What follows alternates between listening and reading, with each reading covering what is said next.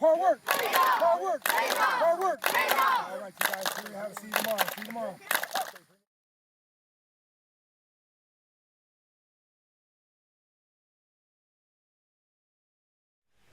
Growing up in Camden, every day was, it was a challenge, but it was also an opportunity.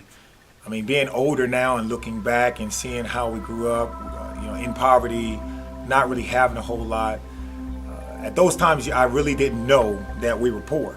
I mean, going next door, borrowing sugar, basically, in a government cheese line, walking miles because our cars didn't, work all the time. And sometimes going home, and I tell the story, I used to go home and when I go home, I would click the light just to check it to see if the electricity was on. Because oftentimes our electricity wasn't on because, we didn't have a lot of money.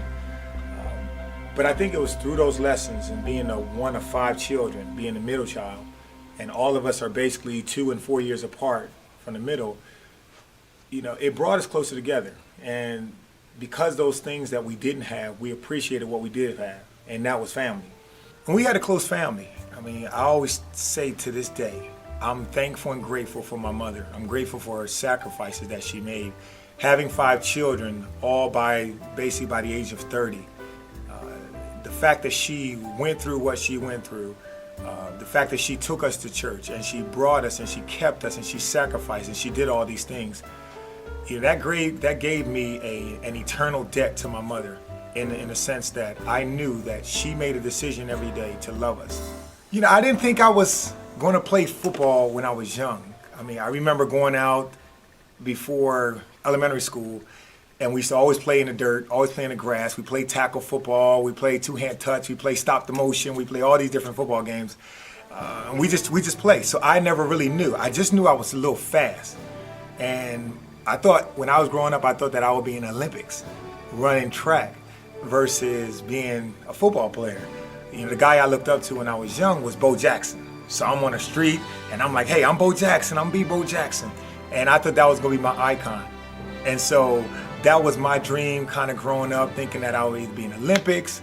And then once football came around, things started to open up. One of the things that people don't realize is that I never played Pop Warner football. I went out for the Centerville Simbas. That was the name of our youth football team. I think I made the team, but we didn't have $35 is what it cost to register and sign up. And so I never played youth football. And as I said, I started playing football when it was free, and that was high school. And so my football career started in high school. I know at the end of my senior year, when it got time to me picking a school, my top 5 were this. It was Ohio State, Wisconsin, North Carolina State, UCLA, and Syracuse. And my final 2 was North Carolina State and Syracuse. I knew that by going to Syracuse, they had a dome, they had a good academic program, they had the School of Newhouse Communication, where several greats have went in speech communication.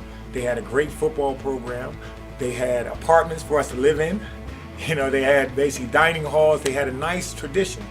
So I knew that the fact that if I can go, stake my claim at Syracuse, it'll be a great opportunity for me to get a great education and have a great athletic experience. In college, when I was in college, it actually started, with a lot of the practice we had. A lot of people don't realize that I used to be afraid to hit. I mean, if you watch the highlight films and you watch all this, I was afraid to hit. Now, I wasn't afraid to just make contact, but I had never learned how to make full contact, be explosive, and run into somebody full speed. And so it was my 3rd year in college. Now, I had played 2 years prior. I was redshirted, then I played another year, but then I became a starter. And I remember I was in church one day, and Second Olivet Baptist Church in Syracuse, and the pastor said, if you have any fears or any hindrance or doubts, I'll never forget, he said, come up to the altar and leave it there. And I knew in my mind, I was saying, the next day, we're about to start spring practice, and I want to be the starter. And I can't be walking around with any doubts or fears or anything of the unknown, and I'm going to need to go out there with confidence. And so what I did is I went up to the altar and I prayed. I didn't feel any difference. And, then after I prayed and I believed I left it there, I went back to my seat. The very next day, we had something called the Oklahoma drill. And that's where you line up one guy here and one guy there. And they hand a running back the ball, and you got a defensive back on the other side. And I made up in my mind that if I left this at the altar, if I gave it to God, it was my job to now partner and go. And so I'll never forget, they handed the ball, they snapped the ball, gave it to one of the running backs, and I just came straight downhill. I didn't stop, and all I did is I just set my feet, and I hit this joker so hard, knocked him unconscious. And so when I took that, and I got into the NFL, okay, then people started understanding that the tattoo that I had on my arm, which was DD, Donovin Darius, they started calling me Double D because of what I was doing in college and the hits that I had in college. April 23rd, 1998, it was draft day of the NFL draft. And I remember that day, it was tough. It was stressful, not knowing where you can go, first round, second round, third round, nobody knew. And so that day, all family was in the house. I found myself working out. Then I found myself outside the house while everybody was inside, just sitting in a white Jeep Cherokee. I can remember like it was yesterday. I was listening to a song by Yolanda Adams. It was called "The Battle's Not Yours, It's the Lord's." And so as I was kind of singing that song and just meditating and trying to just get the stress away of the unknown, I had my eyes closed and I heard my brother knock on the door. Boom, boom, boom. I said, Donovan. That was my brother Antoine. He said, Jacksonville on the phone. So I got out the truck and ran upstairs and got the phone, and Coach Coughlin was on the phone. He said, Donovan, are you ready to be a Jaguar? I said, you better believe it.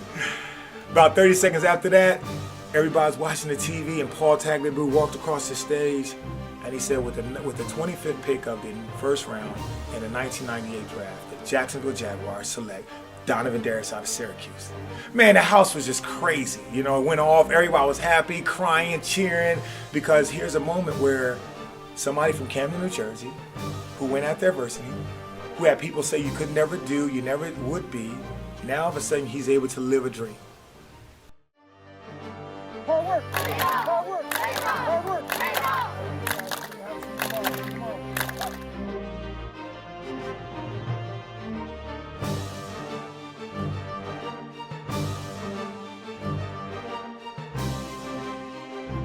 But that was really the thing, guys. There is nobody telling the stories, you know, of this life of how you came to be, so people can look up, you know, and have a positive role model. And so yeah, this is great. This is great.